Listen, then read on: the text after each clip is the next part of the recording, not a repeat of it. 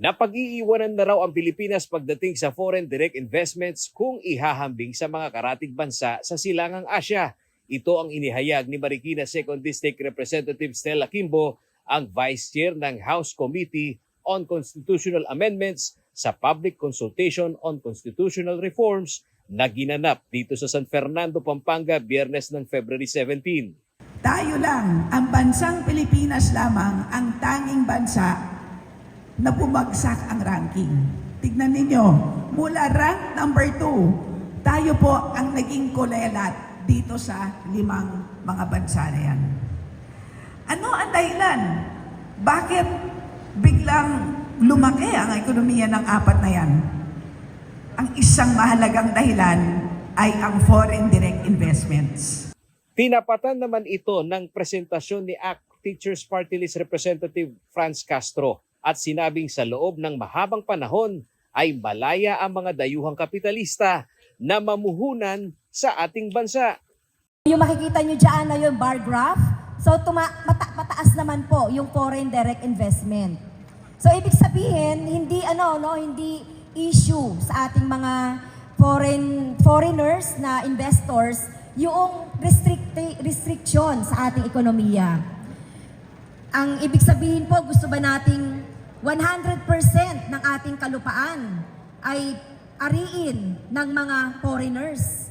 Paliwanag ni Iloilo 3rd District Representative Lawrence Defensor, hindi otomatikong bibigyan ng 100% ownership sa mga industriya ang mga dayuhan sa sinusulong na charter change o pagre-rebisa sa constitutional provision ng saligang batas. Based on the current proposals filed in Congress, if we are going to open up the restrictive economic provisions, it will not automatically be 100% na allowed ang foreign ownership. The proposal to amend it by adding the phrase unless otherwise provided by law means that Congress could adjust the ownership percentage for foreign investors. We could increase it to 50, we could increase it to 70. For certain industries or investments, pwedeng 100%. I would propose that we open up 100% for transportation and telecommunications. The state of our telecommunications is one of the worst in the ASEAN. We have the worst transportation sectors. That's bad for our commuters, our workers. Para kay constitutionalist na si Atty. Christian Monsod, isa sa mga framer ng 1987 Constitution, lubhang mapanganib ang isinusulong na tsatsya sa mababang kapulungan na pinamumunuan ni House Speaker Martin Romualdez na pinsang buo ni Pangulong Ferdinand Marcos Jr. Posible raw kasi itong mauwi sa pagpapalawak ng kanilang kapangyarihan at korupsyon. Papayag ba yung mga kababayan natin kung alam nila yung katotohanan na purpose ito? Yung otherwise provided by law, it opens the door to corruption.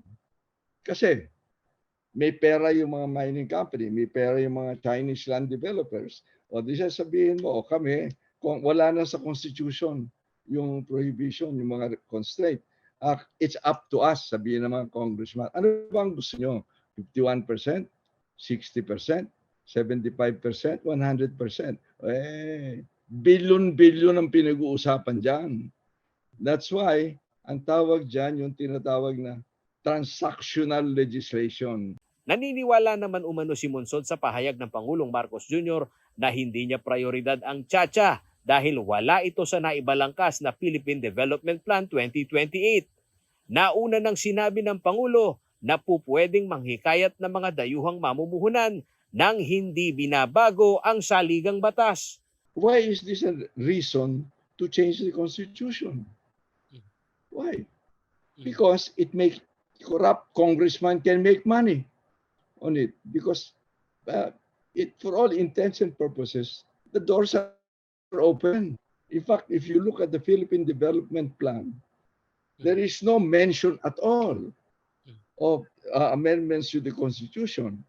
In fact, ang sabi sa Philippine Development Plan 2023 to 2028, sabi, we are open for business kasi ginawa na namin to, yung public service law, ease of doing business, lahat na ng mga laws na kailangan para buksan ang ating pintuan.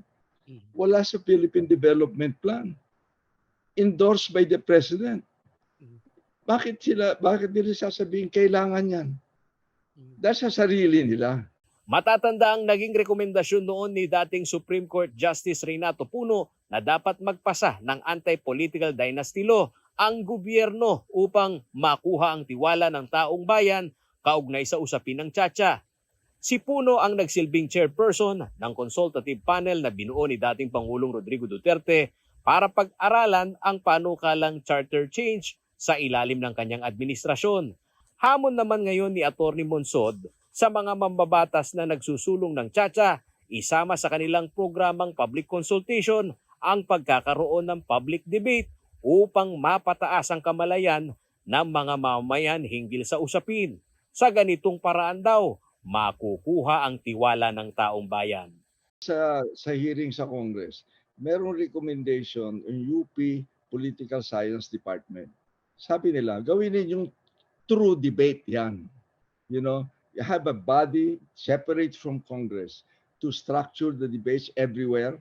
Ilalagay doon at saka merong pro at con. Huwag yung congressman magsasabi, ito ang pro at con. Ako para sa pro. Okay? At tapos sabi nila, hindi, makakaroon tayo ng convention. At saka kayo ang boboto kung sino ang delegates. Sino by district? Who do you think will win in those districts to be delegates? Di po ba? It will be a picture. It will be a picture of what is Congress now, dominated by political dynasties.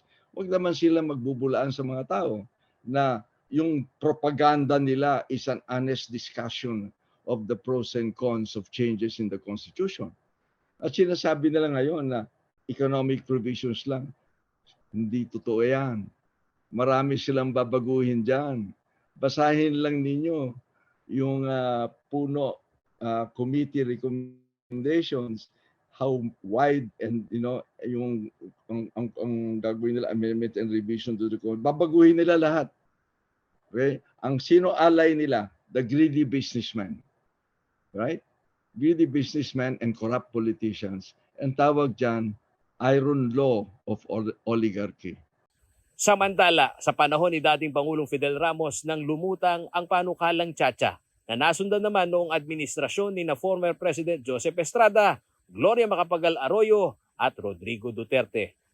Taong 2018 naman nang lumabas sa isang survey ng Pulse Asia na 67% ng mga Pilipino ang hindi sang-ayon sa pagbabago ng ating konstitusyon. Ako si Paulo G. Santos, taga rito kasama nyo para sa CLTV 36 News. Atin to.